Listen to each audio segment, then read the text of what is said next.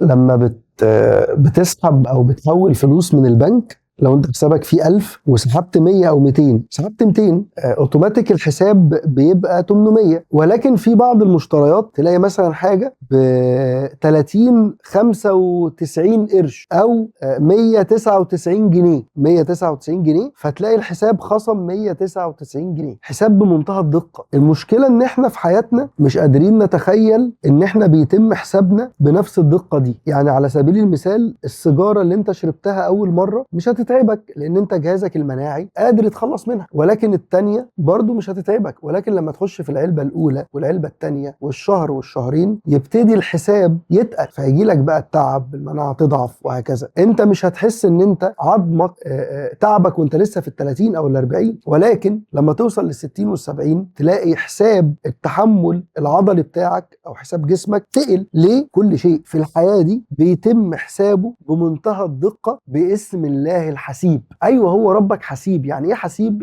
يعني بيحاسب بمنتهى الدقة والحق والعدل والقسط. سيدنا لقمان كده بيكلم ابنه عشان تعرف اسم الله الحسيب، بيقول له: يا بني إنها إن تكن مثقال حبة من خردل فتكن في صخرة أو في السماوات. مثقال حبة من خردل يعني حاجة كده لا ترى، يأتي بها الله. يعني أي حاجة يا ابني هتعملها، النظر، الهمس، الفكرة، كل حاجة هتعملها هتحاسب عليها. يقول لك كده: من يعمل مثقال ذرة خيرا يرى. خد بالك، ربنا كان جاب كلمة ذرة قبل 1400 سنة وهم لسه مكتشفين الذرة. شوف قبل كام سنة كلمة ذرة بس، اللي هو شيء دقيق جدا انت ما تعرفش تشوفه. وكفى بالله حسيبة. بس خلاص. فلما تفهم اسم الله الحسيب هتاخد بالك من كل افعالك، وهتعرف ان هي بيتم تسجيلها بمنتهى الدقة، وهتبتدي تتتبع افعالك وكأنك انت اللي هتحسبها. كان في مقولة جميلة جدا بتقول لك: حاسبوا انفسكم قبل ان تحاسبوا، وزنوا اعمالكم قبل ان توزن عليكم. ممكن تفعل اسم الله الحسيب وتشوف كمية النعيم والسعادة اللي هتحصل في حياتك هتبقى عاملة ازاي. ممكن تبتدي انت تبقى حسيب على نفسك قبل ما تتعرض للحساب الاكبر. ممكن لو كلت اكلة تقيلة قوي تكون حسيب وتخفف اكل بعدها. ممكن لو عامل نظام غذائي ووقعت ما تكملش، خلاص وقعت يوم، تاني يوم اعدل على طول. ممكن لو بتتمرن في الجيم او بتلعب رياضة، لو جه اسبوع ريحت ما تسحبش في الاسبوع التاني والتالت والرابع. ممكن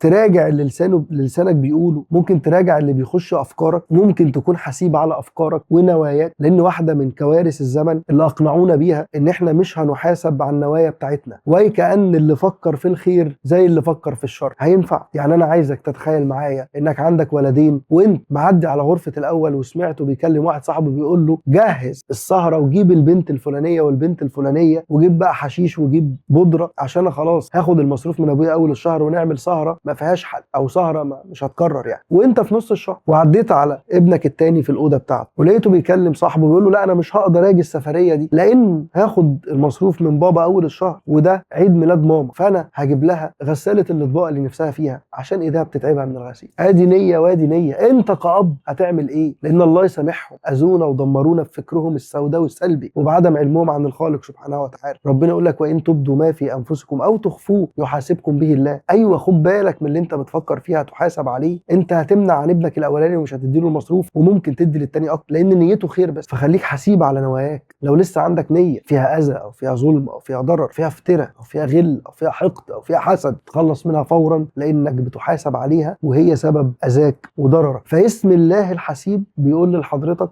انا هحسب لك كل شيء بمنتهى الدقة اللي في الدنيا. وانت باسم الله الحسيب قول له: يا رب يا حسيب خفف علينا الحساب وحاسبنا برحمتك وعفوك وكرمك، مش بجهلنا ولا بأفعالنا السيئة. وانت كمان باسم الله الحسيب خليك حسيب على نفسك وعلى فكرك وعلى كل أفعالك عشان تنجو في الدنيا وتفلح في الآخرة بإذن الله. أشوفكم في حلقة جديدة من أسماء وأثرياء. سلام.